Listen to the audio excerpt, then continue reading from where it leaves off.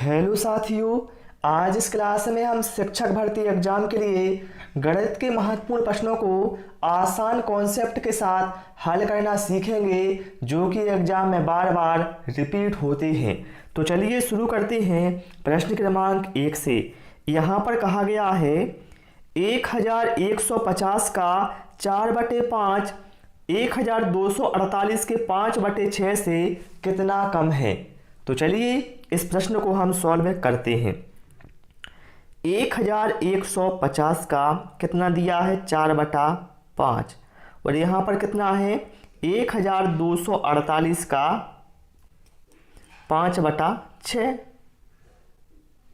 इसको सॉल्व कीजिए, 5 से इसको काट दीजिए, 5 दूना 10 बचा 1 तो 5 3 15 हो गया और 0 का 0, 230 बार कट गया।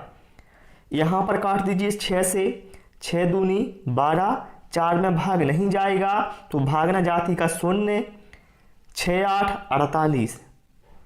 यहाँ पर कितना हो गया 230 गुणे 4 कितना हो गया 920 और यहाँ पर कितना हो गया 208 गुणे 5 कितना हो गया 1040। अब बताएं आप लोग यह 920 1040 से कितना कम है। तो हम सिंपल क्या काम करेंगे, 1040 में से 920 को माइनस करेंगे तो हमें मिलेगा 120। तो यहाँ पर जो हमारा करेक्ट आंसर है वो ऑप्शन डी के साथ चला जाएगा। इसी तरह के क्वेश्चन साथियों आपके शिक्षक भर्ती एग्जाम में बार बार रिपीट होते हैं। ओके, चलिए प्रश्न क्रमांक 2 पर आते हैं और सभी लोगों से रिक्वेस्ट है वीडियो पसंद आए तो भैया वीडियो को लाइक और शेयर अवश्य करना। आप वृत्त की परिधि ज्ञात करने के लिए किस शिक्षण विधि को प्रयोग में लाएंगे। ऑप्शन ए निगमन विधि, ऑप्शन बी आगमन विधि, ऑप्शन सी संश्लेषण विधि या फिर ऑप्शन डी इकाई विधि। तो भैया मेरे यहाँ पर हमें क्या है वृत्त की परिधि ज्ञात करना है तो भैया इसमें हम यूज करेंगे निगमन विधि का। एक क्वेश्चन बार बार एग्जाम में पूछा जाता है इसलिए आपको ध्यान रखना है और इन चारों विधियों के शिक्षण सूत्र ध्यान रखना है कि अज्ञात से ज्ञात होता है कि ज्ञात से अज्ञात होता है। ठीक है, चलिए इसके बाद प्रश्न क्रमांक 3 पर आते हैं। 4 मीटर 2604 सेंटीमीटर बराबर होगा। बताना है 4 मीटर 2604 सेंटीमीटर कितने सेंटीमीटर के बराबर होगा। देखिए भैया यहाँ पर जो हमें आंसर है वो क्या है सेंटीमीटर में दिए हैं, मतलब हमें क्या है यहाँ पर जो संख्या दी है हमें इसको सेंटीमीटर में चेंज करना है। तो चलिए इसको हम चेंज करते हैं। देखिए साथियों हम सभी जानते हैं 1 मीटर बराबर कितना होता है 100 सेंटीमीटर, तो 4 मीटर बराबर कितना हो गया 400 सेंटीमीटर हो गया। ठीक है, और 2604 सेंटीमीटर ज्यों का त्यों लिख दिया हमने। अब दोनों को जोड़िए तो कितना हो जाएगा, दोनों को हमने जोड़ा 2604 को और 400 सेंटीमीटर को तो हो जाएगा 3004 सेंटीमीटर। अर्थात यहाँ पर जो हमारा करेक्ट आंसर है वो भैया ऑप्शन सी के साथ चला जाएगा। क्लियर हुआ ना सभी को। चलिए प्रश्न क्रमांक 4 पर आते हैं और यदि आप लोगों को कोई डाउट रहता है किसी भी सवाल को लेकर तो आप कमेंट बॉक्स में हमसे पूछ सकते हैं। योजना वह उद्देश्यपूर्ण कार्य है जिसे लगन के साथ सामाजिक वातावरण में पूरा किया जा सकता है। यह कथन किसका है। Option A Kilpatrick, option B Stevenson, option C Ballard या फिर ऑप्शन डी स्पेंसर।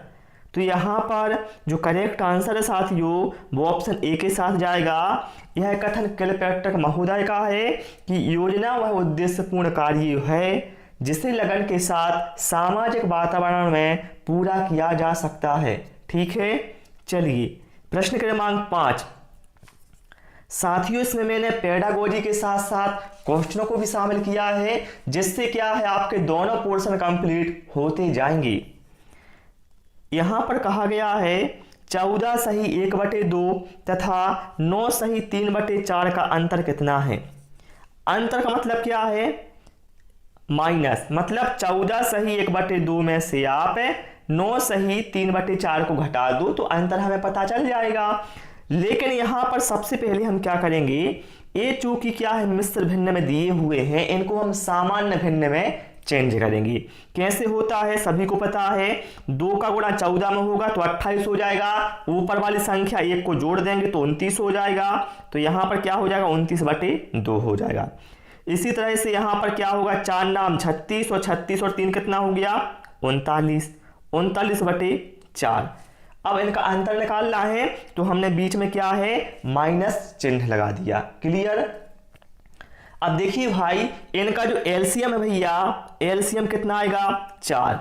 या बहुत सारे लोगों को एलसीएम लेने में प्रॉब्लम होती है तो वो लोग क्या करें, सबसे पहले आप एक काम करें, यहां पर कितना है 4 और यहां पर 2 है, तो आपको दोनों हरों को समान करना है। तो हर समान कैसे होंगे, तो इसके लिए हम क्या करेंगे भाई, देखिए इसके लिए हम यहां ऊपर 2 का गुणा कर देंगे और नीचे भी 2 का गुणा कर देंगे, तो यहां क्या है नीचे 4 हो जाएगा और यहां भी 4। तो इस तरह से आप हरों को समान कर सकते हैं या फिर आप एलसीएम ले सकते हैं, आपको जो भी ठीक लगे वो आप कर सकते हैं। ठीक है, तो मैंने क्या है ऊपर नीचे गुणा कर दिया।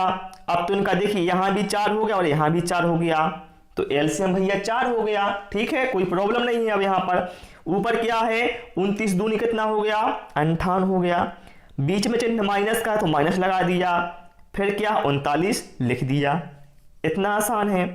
अब देखिए 58 में से 39 जाएगा तो बचेगा 19 और नीचे 4।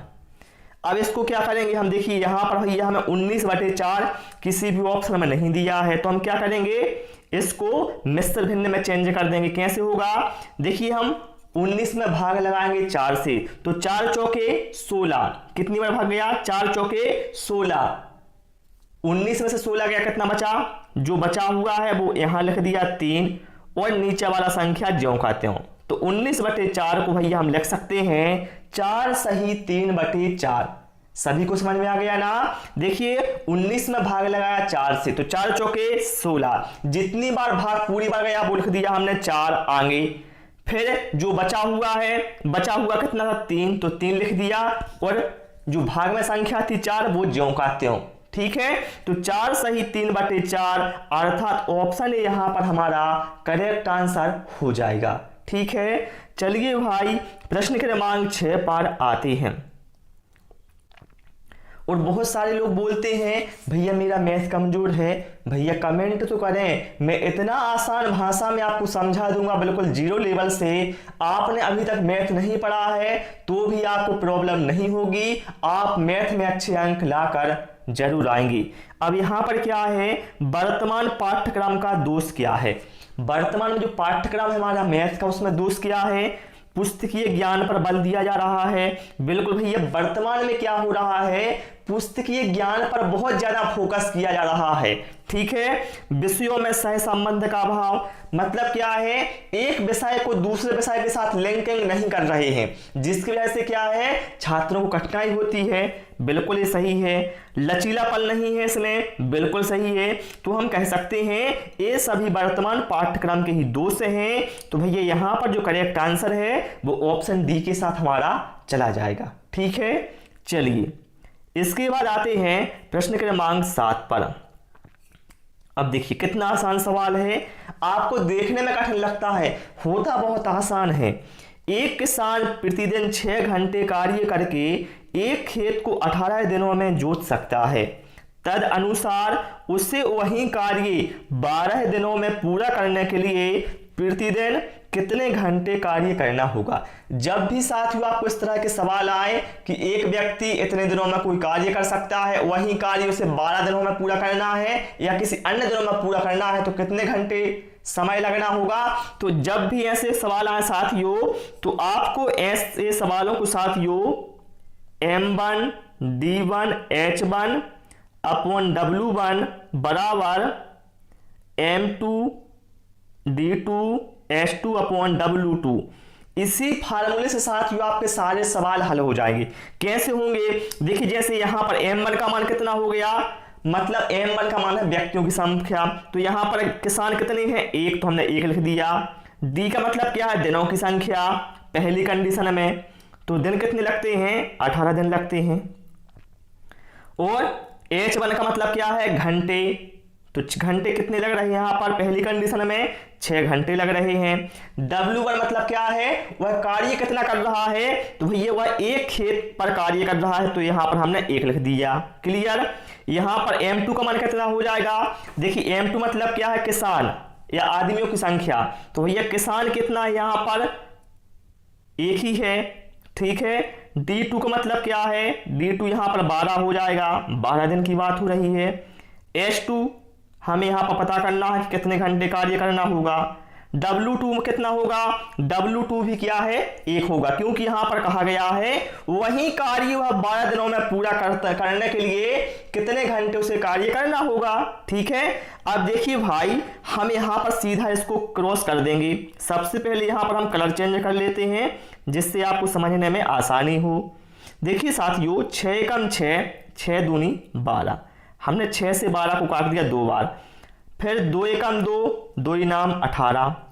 ठीक है, 2 से हमने 18 को काट दिया 9 बार। तो यहाँ पर इस साइड क्या बचा भैया, इस साइड बचा केवल 9, और यहाँ पर बचा H2, अर्थात उसे 9 घंटे कार्य करना होगा। करेक्ट आंसर किसके साथ जाएगा, ऑप्शन बी के साथ जाएगा।